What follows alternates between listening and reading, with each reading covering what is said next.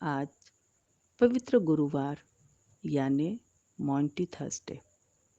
Monty Latin शब्द मैंडेटम से आया है, जिसका अर्थ है आज्ञा।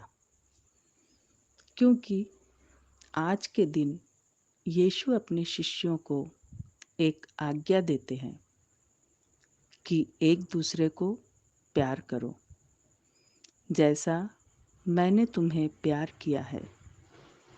आज के दिन यीशु ने अपने शिष्यों के पैर धोए थे। इसलिए पवित्र गुरुवार के दिन हर वर्ष हम मिस्सा बलिदान के समय उपस्थित पुरोहितों को विनम्रता के साथ झुककर सामान्य लोगों के पैर धोते हुए देखते हैं। आइए हम देखेंगे कि मार्कुस के सुसमाचार के अनुसार अध्याय 14 वाक्य 12 से 26 हमसे क्या कहता है। पास्का की तैयारी। बेखमीर रोटी के पहले दिन जब पास्का के मेमने की बलि चढ़ाई जाती है, शिष्यों ने ईसा से कहा, आप क्या चाहते हैं? हम कहाँ जाकर आपके लिए पास्का भोज की तैयारी करें? ईसा ने 2 शिष्यों को यह कहते हुए भेजा, शहर जाओ, तुम्हें पानी का घड़ा लिए एक पुरुष मिलेगा। उसके पीछे पीछे चलो और जिस घर में वह प्रवेश करे, उस घर के स्वामी से यह कहो, गुरुवर कहते हैं, मेरे लिए अतिथिशाला कहाँ है, जहाँ मैं अपने शिष्यों के साथ पास्का का भोजन करूं। और वह तुम्हें ऊपर एक सजा सजाया बड़ा कमरा दिखा देगा। वहीं हम लोगों के लिए तैयार करो।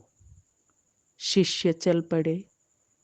ईसा ने जैसा कहा था, उन्होंने शहर पहुंचकर सब कुछ वैसा ही पाया और पास्का भोज की तैयारी कर ली। यूदस के विश्वासघात का संकेत। संध्या हो जाने पर ईसा 12 के साथ आए। जब वे बैठकर भोजन कर रहे थे, तो ईसा ने कहा, मैं तुम लोगों से यह कहता हूँ, तुम में से ही एक जो मेरे साथ भोजन कर रहा है, मुझे पकड़वा देगा।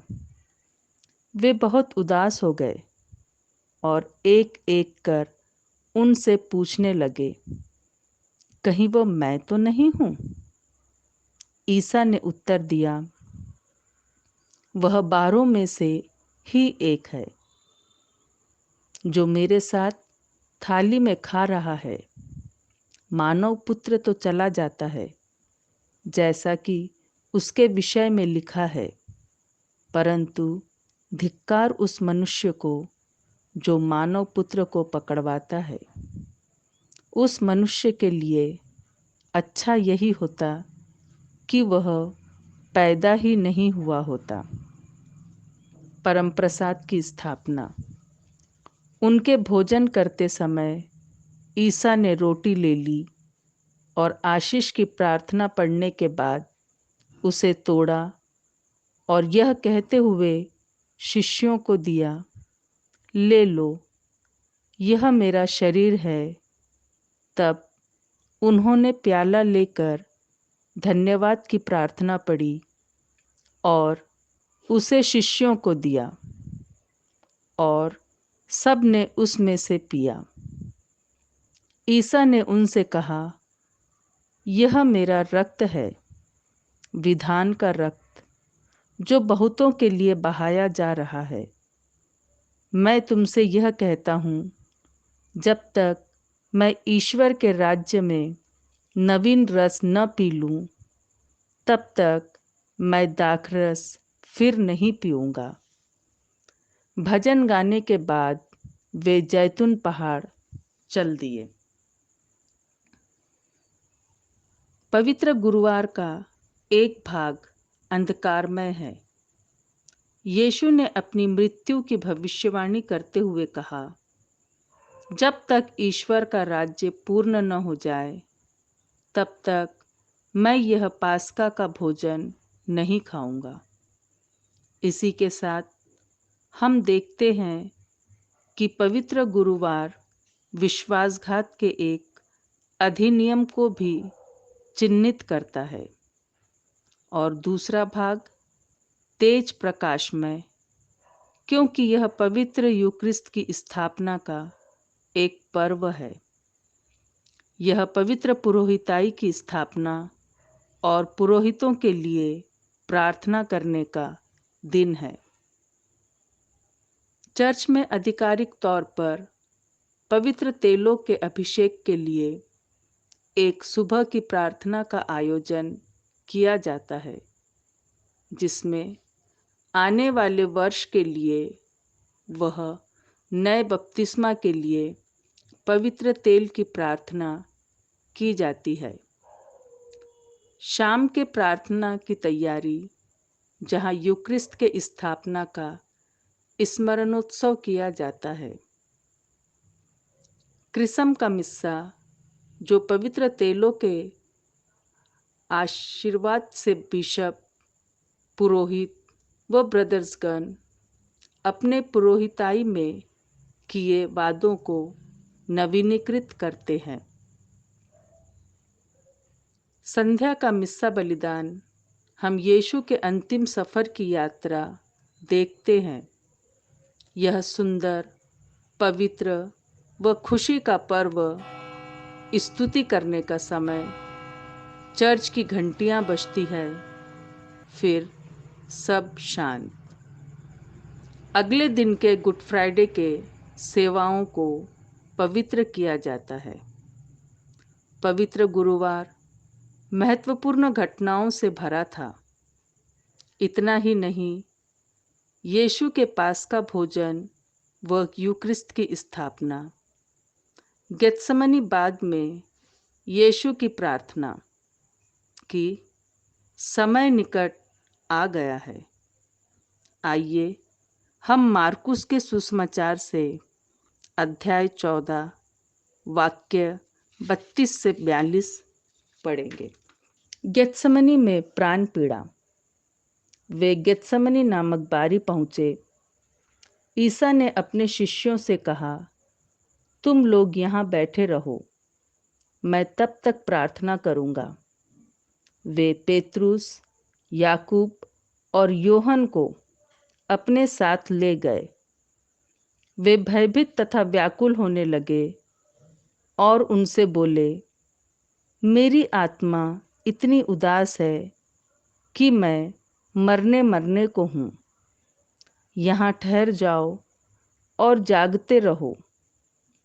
वे कुछ आगे बढ़कर मुँह के बल गिर पड़े और यह प्रार्थना करते रहे कि यदि हो सके तो यह घड़ी उनसे टल जाए। उन्होंने कहा, अब्बा, पिता, तेरे लिए सब कुछ संभव है। यह प्याला मुझसे हटा ले, फिर भी मेरी नहीं बल्कि तेरी ही इच्छा पूरी हो। तब वे अपने शिष्यों के पास गए और उन्हें सोया हुआ देखकर पेत्रुस से बोले, सिमोन, सोते हो? क्या तुम घंटे भर भी मेरे साथ नहीं जाग सके? जागते रहो और प्रार्थना करते रहो, जिससे तुम परीक्षा में न पड़ो। आत्मा तो तत्पर है, परंतु शरीर दुर्बल। और उन्होंने फिर जाकर उन्हीं शब्दों को दोहराते हुए प्रार्थना की। लौटने पर उन्होंने अपने शिष्यों को फिर सोया हुआ पाया, क्योंकि उनकी आंखें भारी थीं। वे नहीं जानते थे कि क्या उत्तर दे। ईसा जब तीसरी बार अपने शिष्यों के पास आए तो उन्होंने उनसे कहा, अब तक सो रहे हो? अब तक आराम कर रहे हो? बस वह घड़ी आ गई है। देखो, मानव पुत्र पापियों के हवाले कर दिया जाएगा। उठो, हम चले। मेरा विश्वासघाती निकट आ गया है। जिस कार्य के लिए उन्होंने पृथ्वी पर मनुष्य का रूप धारण किया था, उस कार्य को पूरा करने का समय यीशु ने अपने मानवीय जीवन में अपने शिष्यों को व लोगों को उनके रहस्यमय जीवन से अवगत करवाया। अंधे, मूक, लंगड़े, शैतानी हरकत करने वाले को चंगा किया, यहाँ तक कि मृतकों को भी जिलाया। उन्होंने पृथ्वी पर अपनी दया की झलक दिखलाई और आज उनके इस सांसारिक जीवन का अंतिम समय आ गया। आज वह दुखपूर्ण दिन है जब यीशु चाहते तो इस पीड़ादायक तकलीफ से अपने शरीर व आत्मा को बचाते, पर उन्होंने अपने परम पावन पिता परमेश्वर की इच्छा अनुसार कांटों भरा रास्ता सफ़र करके क्रूस पर कीलों से अपने शरीर को भेद लिया। कितना दर्दनाक व भयानक दिन है। यीशु ने अपने पिता से कहा, हो सके तो यह प्याला मुझसे हटा ले।